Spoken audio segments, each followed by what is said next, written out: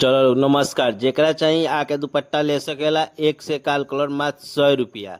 100 रुपया में जैसन कलर आई 2.25 मीटर के दुपट्टा 100 रुपया में। देखी कलर खुलता कितना मस्त पिंक कलर 100 रुपया।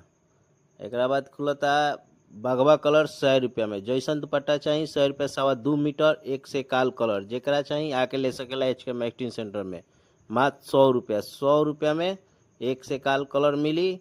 जेकरा चाहिए आके ले सकेला HK मैक्सटीन सेंटर में। लाइक कर दिलो, सब्सक्राइब कर दियो लोग, वीडियो देख के आवा लोग। मात्र 100 रुपया में दुपट्टा एक से काल दुपट्टा आ गई बा 100 रुपया में। तनी कलर मस्त मस्त कलर आइल बा एक से काल कलर। जेकरा दीदी लोग के चाहिए बहन लोग के आके ले सकेला मात्र 100 रुपया में। 100 रुपया में दुपट्टा एक से काल कलर। जेकरा चाहिए आके ले सकेला। देखी कलर खुलता बहुत मस्त मस्त मात्र 100 रुपया में। 100 रुपया में आई लोग ले जाई लोग दुपट्टा 100 रुपया 100 रुपया 100 रुपया में। एक से काल कलर वाइट के दे तनी बुट्टा बीच में लागल बा एक से काल कलर। जेकरा चाहिए आके ले सकेला मात्र 100 रुपया में। स्टेशन रोड भूजा वाला के सामने, सीमेंट गली के सामने HK में।